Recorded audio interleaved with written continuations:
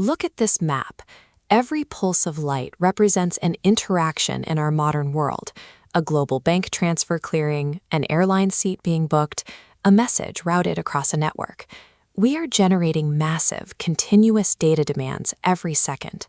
Before modern databases, computers relied on primitive file processing systems to handle this. They stored data in isolated, disjointed files. This caused enormous redundancy, as the exact same information was duplicated over and over. Worse, if a hard drive crashed mid-operation, those scattered files were permanently corrupted. The fatal flaw of this early system was concurrent access. Picture two travelers trying to buy the exact same window seat on a flight to Tokyo at the exact same millisecond. Without mathematical rules coordinating traffic, a file system might easily sell that single seat twice. To solve these anomalies, we rely on a database management system, or DBMS. This is a highly structured layer of software that steps between the physical files and the user. Its entire job is to coordinate traffic, enforce security, and bring order to the chaos. This architectural stack shows how a DBMS hides the mess through three distinct layers of data abstraction. At the bottom, the physical level deals with where data sits on actual magnetic disks. Above that, the logical level organizes the information into clean, geometric tables. Finally, the view level gives you, the end user, a simplified, customized interface. The database administrator acts as the master architect of these layers. By designing strict access rules, the DBA completely separates the messy reality of spinning hardware from the flawless experience of the end user. You cannot build a secure system without a blueprint. In database architecture, this is called a schema, the rigid structural design of the database. The schema rarely changes. What change is the instance, which is the actual snapshot of live data filling those structures at any given second. To plan a schema, we start by drawing an entity relationship diagram. Here, the solid rectangle represents a strong entity, like a customer, who can exist completely independently.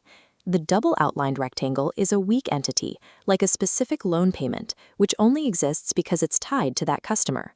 Watch as ovals branch off these rectangles. These are attributes, the specific traits like names, ages, or multi-valued phone numbers. Between the entities, diamond shapes lock in the numerical mapping cardinalities, dictating if one customer can hold many accounts, or many accounts belong to one customer. Notice how that one specific oval locks into place. That is the primary key.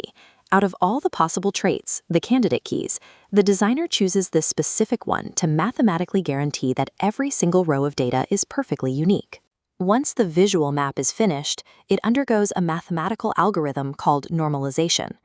By forcing the schema into third normal form, the system methodically strips out duplicate information and eliminates transitive dependencies, making sure no non-prime data relies on other non-prime data. A rigorously normalized blueprint guarantees absolute referential integrity. It forces foreign keys to match primary keys, meaning structural paradoxes, phantom records, and data duplication are mathematically impossible. With the blueprint built, users interact with it through relational algebra. This is a procedural logic utilizing operations like select to extract specific rows, project to isolate columns, and the natural join to intelligently merge overlapping tables without duplicating data. In practice, we speak this math using SQL, or Structured Query Language. SQL operates in two halves. Data definition language allows us to create the tables, and data manipulation language allows us to actively insert, update, or delete the information inside them. The dialogue isn't always manual. The system utilizes automated routines called triggers. If you buy a product on an e-commerce site, an insert command fires a trigger updating the warehouse inventory, completely unseen by the user. To protect the architecture from a bad command, the database enforces granular authorization.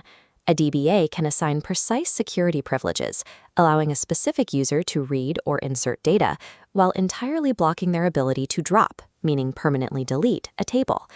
SQL provides a universal, mathematically sound dialogue.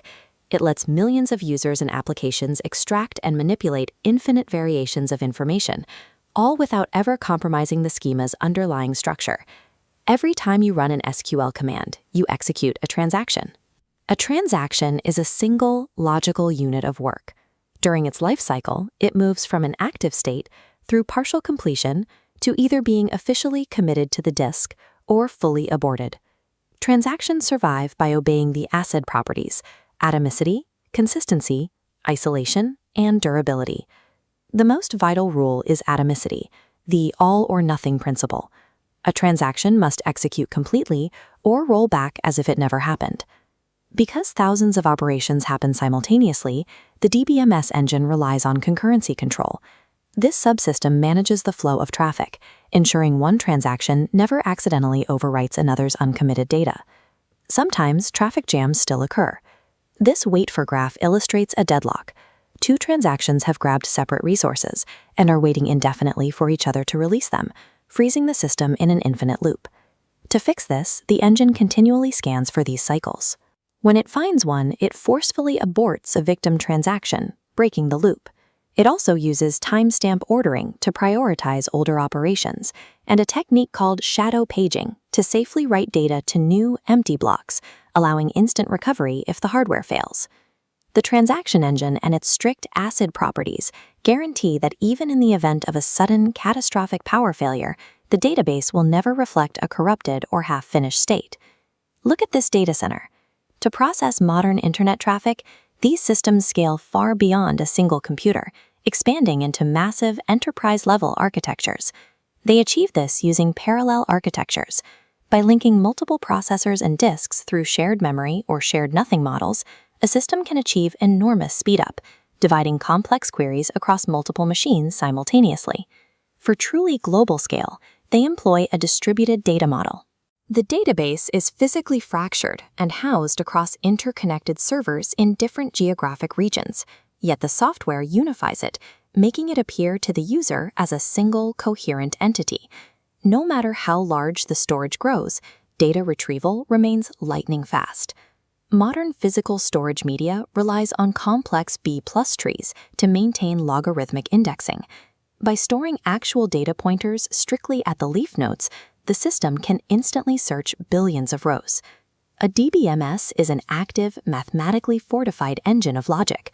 Through strict abstraction, unyielding referential integrity, and fail-proof transaction controls, it allows human civilization to store, share, and scale its knowledge globally without collapsing into data chaos.